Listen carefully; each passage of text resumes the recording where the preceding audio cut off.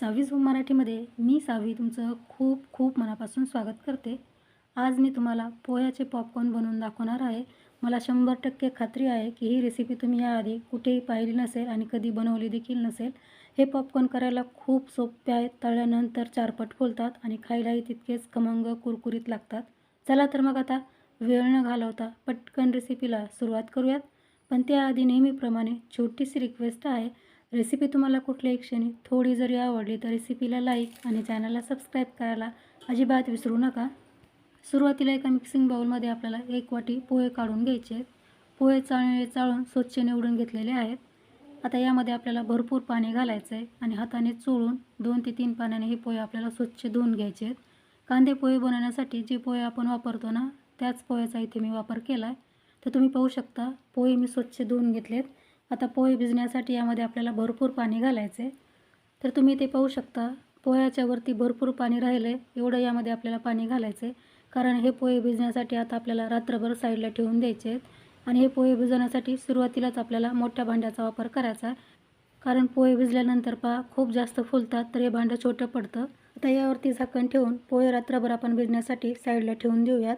आता दुसऱ्या दिवशी सकाळीच आपल्याला पोह्याचे पॉपकॉर्न बनवायला घ्यायचे. तर तुम्ही पाहू शकता पोहे आपले अगदी मस्त फुलून आलेले आहेत, छान भिजलेले आहेत. यावरती मी भरपूर पाणी घातले. पोह्याला जेवढं पाणी प्यायचं होतं ना तेवढं पाणी त्यांनी पिऊन घेतलेलं आहे. आता शिल्लक पाणी आहे ना ते आपल्याला ओतून घ्यायचं आहे. तुम्हाला दाखवते पहा पोहे काय मस्त भिजलेले आहेत, एकदम मऊ झालेत. अशाच प्रकारे आपल्याला हे पोहे भिजवून घ्यायचे आहेत. आता आपण या पोह्यातलं पाणी काढून घेऊया आणि परत एकदा स्वच्छ पाण्याने हे पोहे धुवून घेऊयात. अगदी हलक्या हाताने मी पोहे परत एकदा स्वच्छ पाण्याने धुवून घेतलेत आणि धुतल्यानंतर पोहे आता आपल्याला मिक्सरच्या भांड्यात काढून घ्यायचे आहेत. कारण मिक्सरला पोहे आपल्याला बारीक असे वाटून घ्यायचे आहेत. आता या पोह्यामध्ये आपल्याला 2 वाटी पाणी घालायचं आहे. ज्या वाटीने आपण पोहे मोजून घेतलेत ना त्याच वाटीने इथे पाणी देखील मोजून घालायचं आहे, म्हणजे प्रमाण बिघडत नाही. आता झाकण लावून मिक्सरला पोहे छान बारीक वाटून घ्यायचे आहेत. आता वाटलेली तयार पोह्याची पेस्ट आपल्याला मिक्सिंग बाउलमध्येच काढून घ्यायची आहे. तर तुम्ही पाहू शकता अगदी स्मूथ आपली इथे पेस्ट तयार झाली आहे. आता यामध्ये आपल्याला 1 वाटी साबुदाण्याचं पीठ घालायचं आहे. हे पीठ मी घरीच तयार केले. तुम्ही विकतचंसुद्धा साबुदाण्याचं पीठ वापरू शकता. साबुदाणा थोडासा गरम करायचा आणि थंड झाल्यानंतर मिक्सरला असा बारीक दळून घ्यायचा, म्हणजे छान पीठ तयार होतं. साबुदाण्याचं पीठ जर जाड आलं असेल ना तर एखाद्या बारीक चाळणीने पीठ चाळून घ्यायचं आहे आणि मगच त्याचा वापर करायचा आहे. तर ज्या वाटीने आपण पोहे मोजून घेतले होते ना सुरुवातीला, त्याच वाटीने इथे 1 वाटी साबुदाण्याचं पीठ देखील घ्यायचं आहे. आता हे साबुदाण्याचं पीठ आपल्याला या पोह्याच्या पेस्टमध्ये छान मिक्स करून घ्यायचं आहे. हे मिक्स करत असताना यामध्ये साबुदाण्याच्या पिठाच्या गाठी होणार नाहीत याची काळजीसुद्धा आपल्याला घ्यायची आहे. तर तुम्ही पाहू शकता साबुदाण्याचं पीठ पोह्याच्या पेस्टमध्ये छान मिक्स झालं आहे आणि खूप जास्त घट्टसर हे आपलं मिश्रण तयार झालं आहे.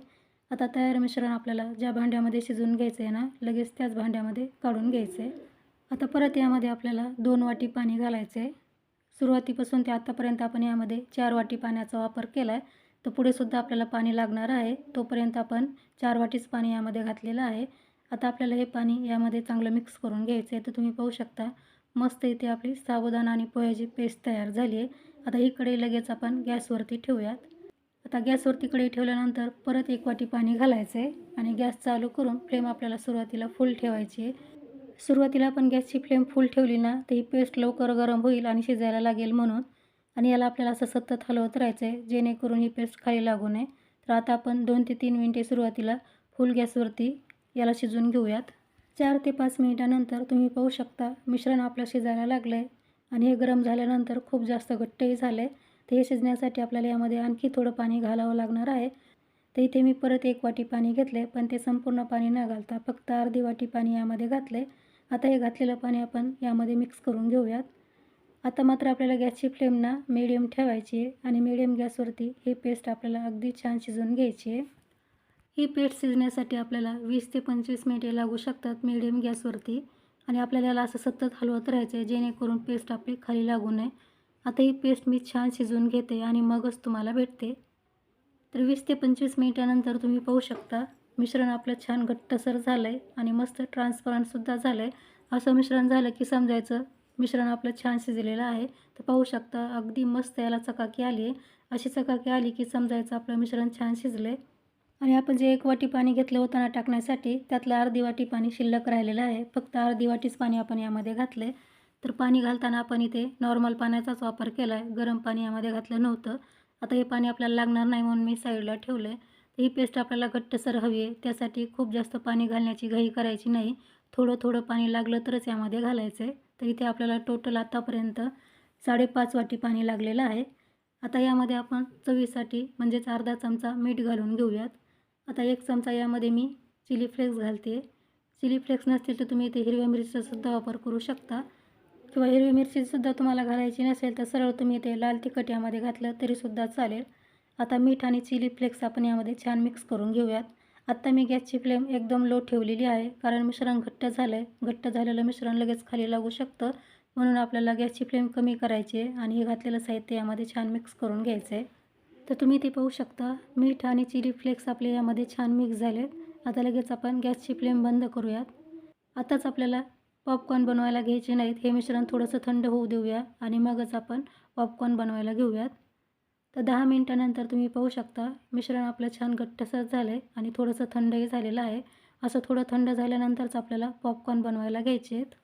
आता इथे मी एका ग्लासवरती दुधाची पिशवी लावून घेतली. तुमच्याकडे अशी दुधाची पिशवी नसेल ना ते तेलाच्या पिशवीचा सुद्धा तुम्ही वापर करू शकता किंवा पाइपिंग बॅग असेल त्यामध्ये सुद्धा हे मिश्रण भरून तुम्ही पॉपकॉर्न बनवू शकता. आता यामध्ये आपल्याला अशा प्रकारे तयार मिश्रण भरून घ्यायचं आहे. तर हे मिश्रण भरताना खूप जास्तही भरायचं नाही. आपल्याला थोडंच मिश्रण भरून याचे पॉपकॉर्न बनवायला घ्यायचे आहेत. आता ही पिशवी आपण अशा प्रकारे काढून घेऊयात. आता वरच्या बाजूला तुम्ही हवं असेल तर एखादा रबरसुद्धा पॅक करून घेऊ शकता मिश्रण बाहेर येऊ नये म्हणून. आता हे टोक आपल्याला थोडंसं कात्रीने कट करून घ्यायचं आहे म्हणजे आपल्याला छान पॉपकॉर्न बनवता येतील. थोडंच कट करायचं आहे. खूप जास्त मोठं होल याला आपल्याला करायचं नाही. तर इथे मी अगोदरच पॉलिथिन शीट अंथरून घेतले पहा. याला आपल्याला तेल तूप काही लावायची गरज नाही. असेच आपल्याला यावरती पॉपकॉर्न बनवून घ्यायचे आहेत. हे पॉपकॉर्न बनवताना पहा खूप जास्त मोठे मोठे बनवायचे नाही. थोडेसे मीडियम साईजचेच आपल्याला बनवायचे आहेत कारण तळल्यानंतर हे खूप जास्त फुलतात. तर तुम्ही पाहू शकता अशा प्रकारे आपल्याला हे सर्व पॉपकॉर्न बनवून घ्यायचे आहेत. पॉपकॉर्नच्या ऐवजी तुम्ही याला कटोरी पापड असेही म्हणू शकता. पोह्याचे कटोरी पापड म्हटलं तरीसुद्धा चालेल.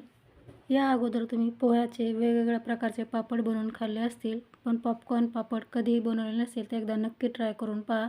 कारण हे पापड किंवा पॉपकॉर्न बनवायला खूप सोपे आहेत आणि खायलाही तितकेच खमंग कुरकुरीत लागतात.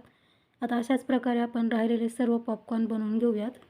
इथे तुम्ही पाहू शकता संपूर्ण पॉपकॉर्न मी बनवून घेतलेत. खूप सुंदर आणि भरपूर असे इथे पोह्याचे पॉपकॉर्न तयार झालेत.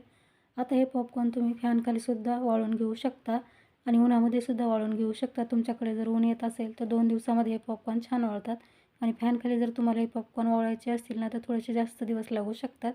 आता हे पॉपकॉर्न मी वाळवून घेते आणि मगच तुम्हाला भेटते. 2 दिवस मी हे पोह्याचे पॉपकॉर्न उन्हामध्ये वाळवून घेतलेत आणि तुम्ही पाहू शकता मस्त कुरकुरीत आपले हे पॉपकॉर्न तयार झालेत. वाळल्यानंतर याचा कलर थोडासा बदललेला आहे कारण यामध्ये आपण चिली फ्लेक्स घातले त्यामुळे थोडासा लालसर याचा रंग आला आहे. पण तळल्यानंतर हे पॉपकॉर्न मस्त पांढरे शुभ्र तयार होतात. हे पॉपकॉर्न बनवताना आपण एकही थेंब तेलाचा वापर केला नाही म्हणून तुम्ही वर्षानुवर्षे स्टोअर देखील करून ठेवू शकता. बिलकुल खराब होत नाहीत आणि जेव्हा कधी तुम्हाला काहीतरी खमंग कुरकुरीत खायचं ना तेव्हा हे पॉपकॉर्न तळून खाऊ शकता. घरातलेही खुश होतील आणि छोट्या मुलांना तर हे पॉपकॉर्न खूपच आवडतील. बाहेरचं काहीतरी स्नॅक्स आणून देण्यापेक्षा हेच पॉपकॉर्न घरी तळून द्या. सगळे आवडीने खातील. तर हे पॉपकॉर्न आपण तळूनसुद्धा पाहूया. त्यासाठी इथे मी तेल अगोदरच गरम करायला ठेवलं होतं. पॉपकॉर्न तळताना तेल आपल्याला छान कडकडीत गरम होऊ द्यायचं आहे आणि पॉपकॉर्न तेलात सोडल्यानंतर गॅसची फ्लेम कमी करून अशा प्रकारे आपल्याला हे पॉपकॉर्न तळून घ्यायचे आहेत. तर तुम्ही पाहू शकता 4 पट हे पॉपकॉर्न फुललेले आहेत आणि मस्त पांढरे शुभ्रसुद्धा झालेत. आता याच प्रकारे मी आणखी काही पॉपकॉर्न तळून घेते. तर तुम्ही इथे पाहू शकता खूप सारे पॉपकॉर्न मी तळून घेतलेत आणि मस्त इथे आपले पोह्याचे पॉपकॉर्न तयार झालेत. करायला खूप सोपे, खायला तितकेच खमंग कुरकुरीत. बाहेरून मुलांना चिप्स कुरकुरे आणून देण्यापेक्षा असे पोह्याचे पॉपकॉर्न तुम्ही घरामध्येच तयार करा आणि मुलांना जेव्हा काही स्नॅक्स खायचा असेल ना तर तेव्हा तळून द्या. मुलं खूप आवडीने खातील. मुलंच नाही तर मोठ्यांनासुद्धा हे पोह्याचे पॉपकॉर्न प्रचंड आवडतील. तर एकदा ट्राय करून पहा. रेसिपी कशी वाटली कमेंट्समध्ये मला नक्की सांगा. रेसिपी तुम्हाला आवडली असेल तर रेसिपीला लाईक शेअर करून चॅनलला सबस्क्राईब करायला देखील विसरू नका. तर लवकरच भेटू आणखी एका अशा छानशा रेसिपीसह. तोपर्यंत मस्त खा आणि हेल्दी राहा. धन्यवाद.